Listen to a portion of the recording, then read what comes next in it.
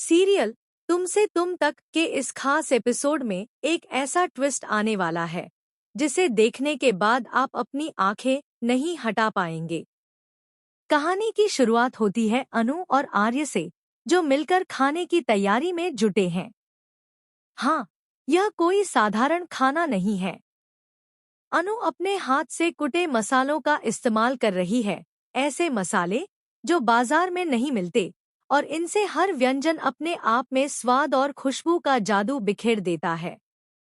इस बीच मानसी की आंखों में गुस्से की आग तेजी से भड़क रही है।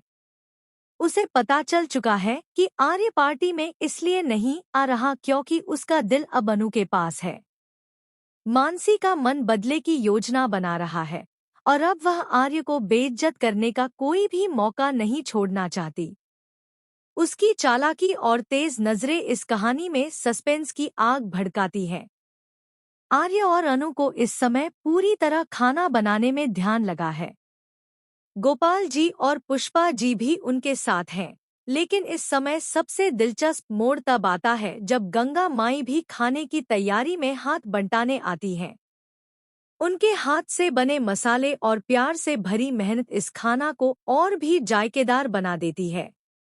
लेकिन जैसे ही सब कुछ सामान्य लग रहा होता है, अचानक एक ऐसा हादसा होता है जो पूरी कहानी को रोमांचक मोड़ पर ले जाता है।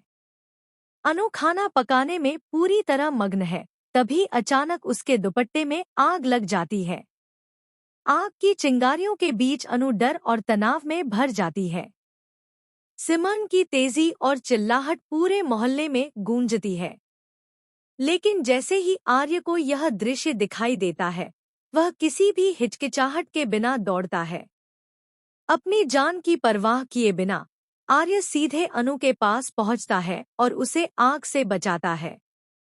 यह दृश्य मोहल्ले में खड़े हर शख्स के लिए चौंकाने वाला होता है, क्योंकि कोई भी नहीं सोच सकता था कि आर्य इस हद तक जुझारू और बहादुर हो सकता है। मोहल्ले के लोग हैरानी और उत्सुकता के मिश्रण से देखते हैं कि आर्य ने किस तरह अनु को बचाया।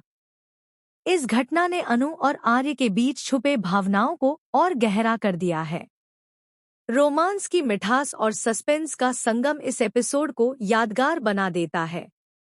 लेकिन सवाल यह उठता है, क्या गोपाल जी को इस सब का पता चल जाएगा?